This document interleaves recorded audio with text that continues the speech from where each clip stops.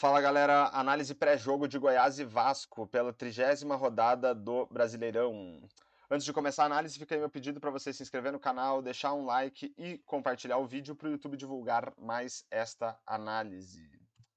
Então vamos lá. Começando pelo desempenho recente das duas equipes, considerando o mando de campo, o Goiás nas últimas 10 rodadas fez 5 jogos em casa. Foram 3 empates contra Atlético Paranaense, Internacional e Flamengo, derrota para o Bahia e vitória sobre o São Paulo, 40% de aproveitamento para o Goiás. Já o Vasco, nas últimas 10 rodadas, fez 4 jogos fora de casa, derrotas para Palmeiras, Santos e Flamengo e empate contra o Bahia, 8% de aproveitamento para o Vasco. E agora vamos olhar aqui para algumas estatísticas desses jogos. O Goiás, em média, teve 42% de posse de bola, um número baixo para um mandante, e o Vasco, em média, 52% de posse de bola, um número mediano para um visitante. Em termos de criação, a gente vai olhar para passes decisivos, que são passes que permitem um chute a gol ou uma assistência para gol, e expectativa de assistências, que mede a capacidade das equipes em colocar os seus jogadores em condição de finalizar. Para contabilizar na estatística, os jogadores não precisam finalizar nem marcar gol. A ideia é ver se as equipes conseguem levar os seus jogadores em regiões mais favoráveis para a marcação de um gol.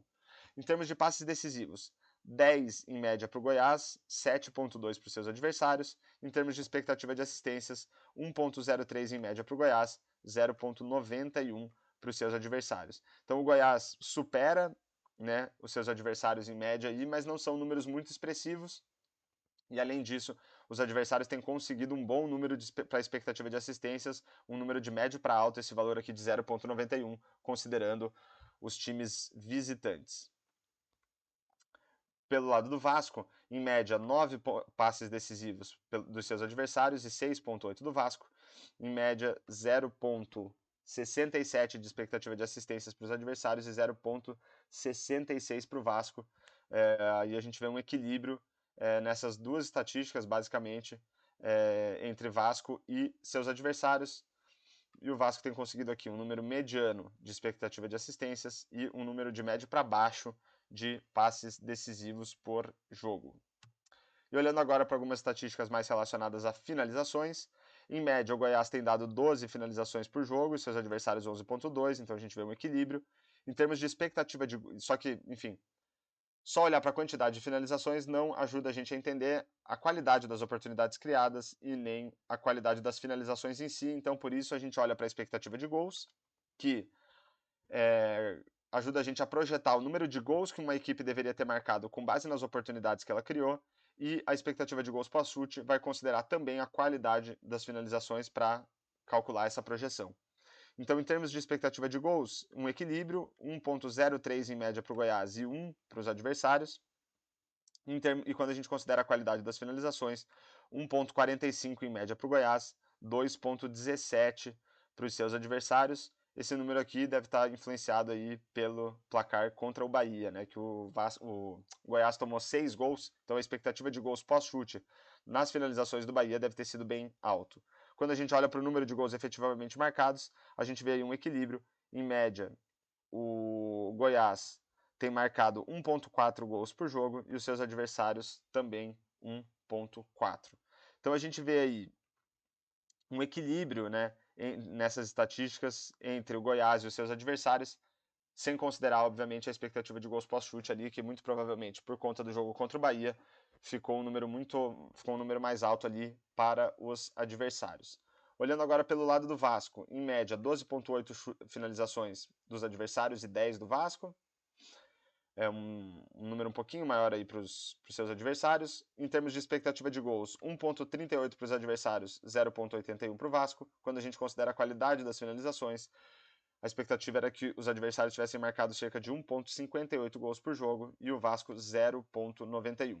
Quando a gente olha para o número de gols efetivamente marcados, 1,75 em média para os adversários e 0,5 para o Vasco. Aqui da mesma forma que tinha no Goiás ali um resultado atípico, aqui para o lado do Vasco também tem, esses números devem estar um pouco influenciados pela partida contra o Santos, em que o Vasco tomou 4 gols.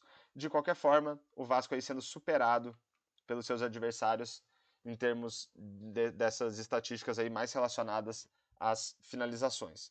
E para fechar nossa análise, eu trago aqui um palpite de palpites de resultados para o jogo, né? Mas a ideia não é recomendar nem incentivar apostas, é uma coisa mais lúdica aqui para a gente tentar entender como que o desempenho de Goiás e Vasco nessas últimas partidas pode ajudar a gente a entender quem é mais favorito para esse jogo. Então o que eu fiz? Simulei 10 mil partidas entre Goiás e Vasco, considerando aquilo que Goiás e Vasco e os seus adversários nesses jogos produziram em termos de expectativa de gols e de expectativa de gols pós-chute. Começando pela expectativa de gols, a análise mostra um favoritismo para o Goiás, 41% de chance de vitória, 29% de chance de empate e 28% de chance de vitória do Vasco. Os resultados mais recorrentes aqui, 1-1 e 1-0 para o Goiás. Quando a gente usa como critério a expectativa de gols pós-chute, aí o cenário se inverte.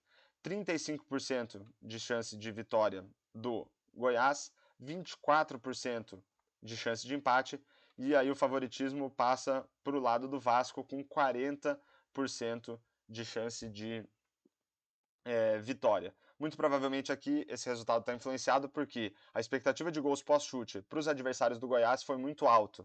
Então a matemática da coisa aí entende que o Goiás cede muita oportunidade boa para os seus adversários, e aí com isso, aliado aí a uma boa expectativa de gols pós-chute para o Vasco, o favoritismo acaba passando para o lado vascaíno.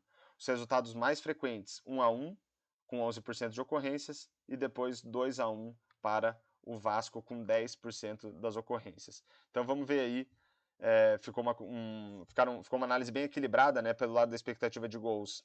40% de chance de vitória do Goiás, pelo lado da expectativa de gols pós-chute, 40% de chance de vitória do Vasco.